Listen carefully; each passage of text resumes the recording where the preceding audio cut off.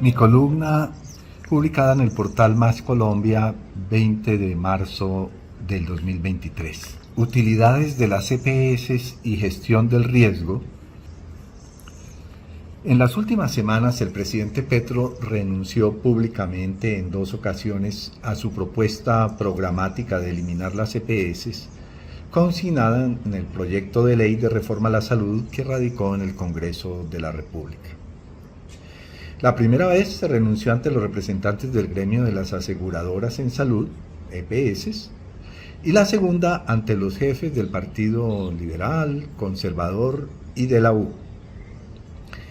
Petro renunció así a la consigna con la cual movilizó a su favor a las asociaciones científicas, a la academia, a las organizaciones gremiales y de la sociedad civil que durante años han reclamado una reforma al sistema de salud. Es aparentemente inexplicable que Petro y el Pacto Histórico hubieran sellado una alianza de los partidos liberal, conservador y de la U para conformar la coalición de gobierno sin haber previamente llegado a un acuerdo respecto a la permanencia de las EPS en el sistema de salud. ¿Acaso fue César Gaviria, gestor de la Ley 100, menos enfático en la defensa de las EPS cuando anunció en julio del año pasado que el Partido Liberal sería partido de gobierno que lo enfático que es hoy en este punto? Tampoco se explica que Petro hubiera nombrado en su gabinete a Alejandro Gaviria a sabiendas de su compromiso con el sistema de aseguramiento durante los 6 años en que fue ministro de Salud. ¿De verdad no tocaron el tema en el momento de su nombramiento? En la nueva etapa del debate, ha quedado finalmente claro que las EPS defienden con ahínco la esencia de su naturaleza como compañías aseguradoras, la gestión integral del riesgo en salud. Este punto está explícito en los proyectos de ley de César Gaviria y Vargas Lleras, proyectos que parecen hermanos siameses. Por gestión integral del riesgo se entiende básicamente, el asunto es más complejo, el que las EPS para asegurar utilidades hacen la gestión del riesgo financiero a los recursos que reciben del gobierno por cada afiliado, la conocida UPC, mediante la gestión del riesgo en salud, especialmente mediante la gestión del denominado riesgo técnico, el cual implica dosificar los costos en la prestación de servicios que contratan las EPS con hospitales, clínicas, proveedores de medicamentos y demás prestadores de servicios. Las EPS siempre han contratado y pagado, a veces no pagado, la prestación de servicios en función de los criterios financieros que responden a sus intereses económicos.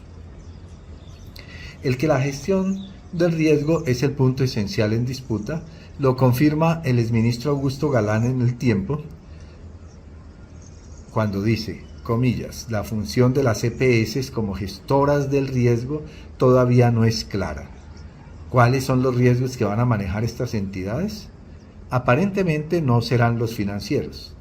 No sabemos si atenderán el riesgo técnico, operativo o simplemente van a hacer promoción y prevención. Ahí todavía hay un interrogante grande, cierro comillas.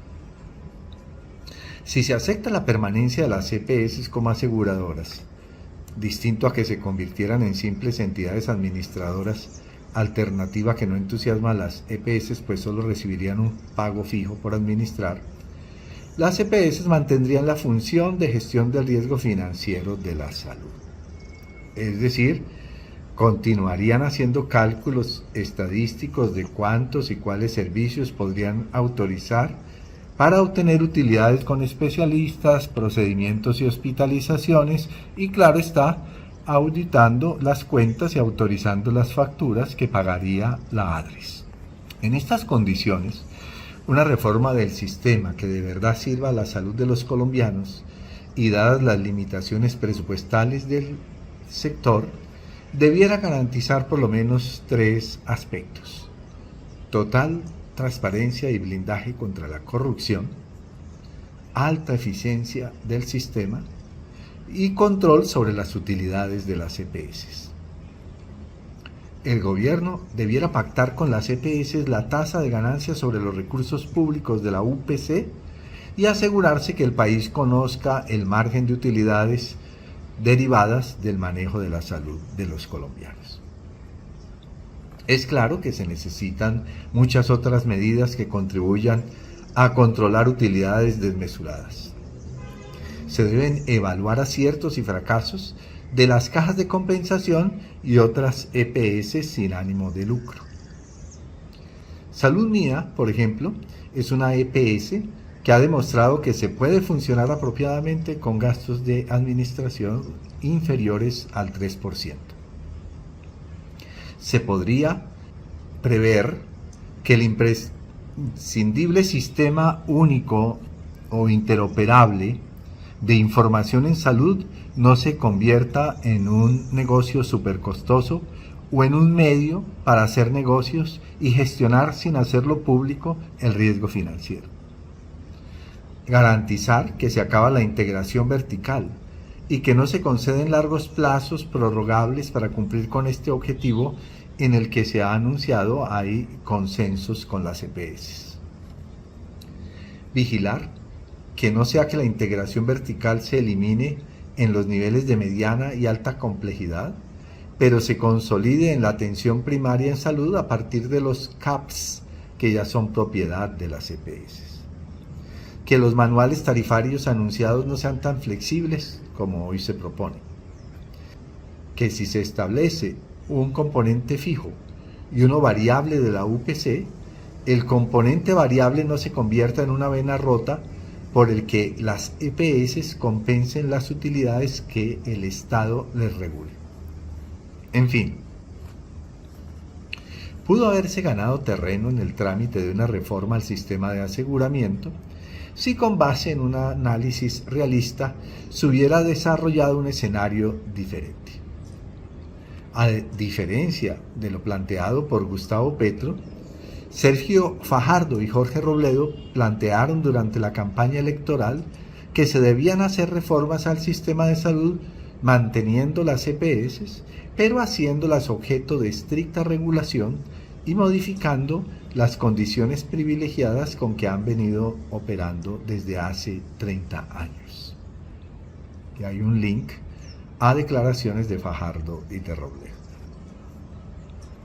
Reforma que por lo demás, tal como se consigna en comunicado del nuevo partido político Dignidad y Compromiso, comillas, es absolutamente necesaria dada la crisis del sector, cierro comillas. Se necesita entonces una reforma alternativa al todo o nada de un sistema de salud con EPS que continúen usufructuando sin control los recursos públicos, o de un sistema que las elimine sin que existan condiciones para reemplazarlas. Una reforma que deje claramente establecida y consolidada la rectoría del sistema de salud en manos del Ministerio de Salud, una reforma que construya sobre lo construido, pero a la vez regule con firmeza a las EPS.